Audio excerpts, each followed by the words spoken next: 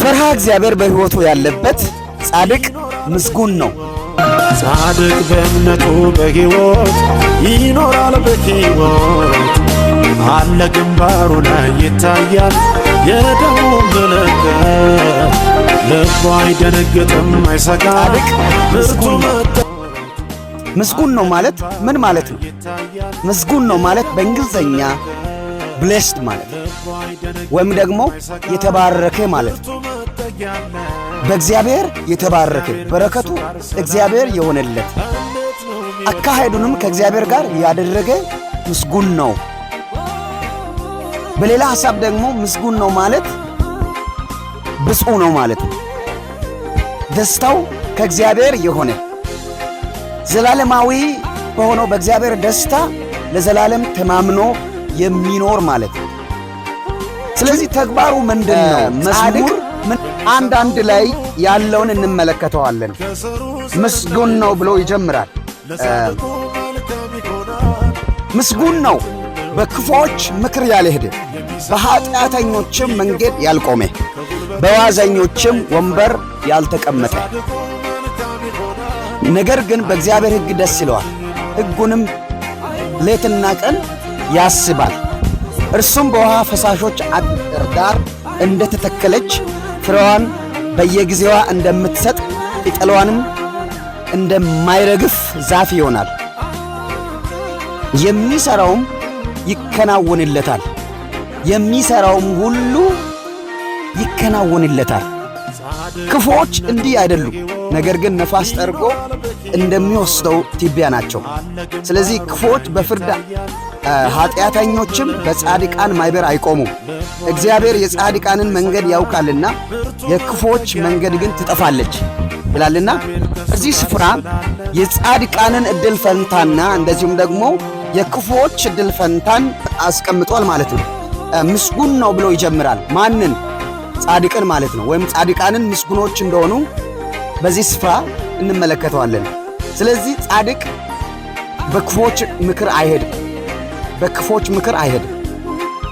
የሰይጣን ሐሳብ ያለበትን የክፉዎችን ምክር ይቃወመዋል። ለምን ከተባለ በውስጡ ያለው የእግዚአብሔር መንፈስ ወደ እውነት ሁሉ ይመራል እንጂ የክፉን ምክር እንዲያጋራ አይፈቅድለትም። የጻድቃን ዕድል ፈንታ ጽድቅን ነገር ማድረግ ብቻ ነው። ክብር ለኢየሱስ ይሁን።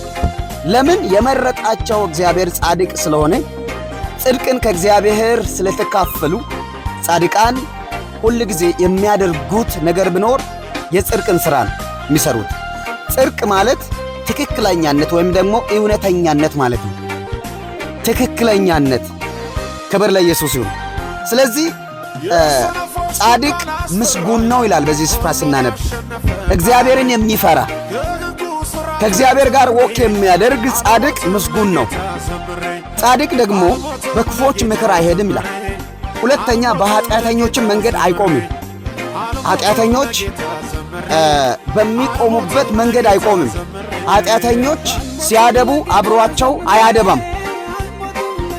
ለምን ከተባለ የመረጠው እግዚአብሔር እውነተኛ አምላክ ስለሆነ እውነትን ነው የሚከተሉት።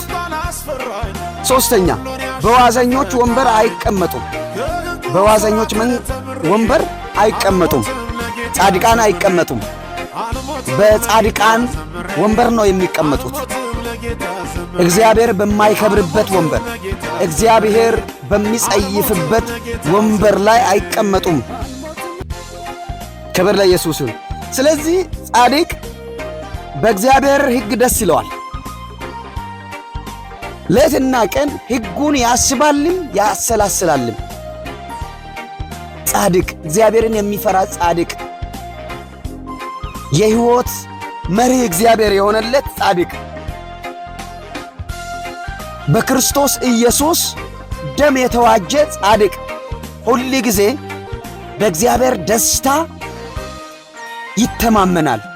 የእግዚአብሔርም ደስታ ኃይል ይሆንለታል። የእግዚአብሔር ደስታ ኃይል ይሆንለታል ለጻድቅ ማለት። ክብር ለኢየሱስ ይሁን።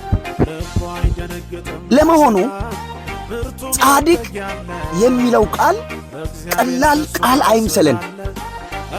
ጻድቅ በመጀመሪያ ደረጃ እግዚአብሔር ነው። አይወዳደርም ከማንም ጋር። ጽድቁ ከማንም ጋር አይወዳደርም። እግዚአብሔር ብቸኛው ከማንም ጋር የማይወዳደር ብቸኛው ጻድቅ ነው። ለምንድን ነው ጻድቃን የተባሉት? እነዛ እግዚአብሔርን የሚከተሉት በብሉይ ኪዳን ዘመን። ስለዚህ ለምንድን ነው ጻድቃን የተባሉት? ጻድቃን የተባሉበት ምክንያት እግዚአብሔርን ስለመረጡት ነው። እንደ እግዚአብሔር ፈቃድ የሚመላለሱ ስለሆኑ እግዚአብሔርን አምነው በሕይወታቸው እግዚአብሔርን እረኛቸውና መሪያቸው ስላደረጉ ጻድቃን ተባሉ። እግዚአብሔር የመረጣቸው የእግዚአብሔር ርስቶች ከመሆናቸው የተነሳ ነው ጻድቃን የተባሉት። ይህንን ቃል ወደ አዲስ ኪዳን ስናመጣው ጻድቃን ተብለው ሊጠሩ የሚችሉ እነማን ናቸው? ጌታ ኢየሱስ ክርስቶስን አምነው የዳኑቱ ጻድቃን ይባላሉ።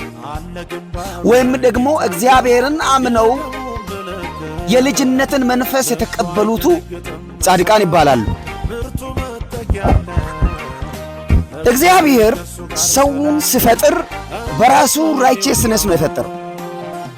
እግዚአብሔር በመጀመሪያ ሰውን ሲፈጥር አዳምን ሲፈጥር ኃጢአተኛ አድርጎ አልፈጠረው። በራሱ ጽድቅና በራሱ ራይቸስነስ ነው፣ በራሱ ሆሊነስ ነው እግዚአብሔር የፈጠረው።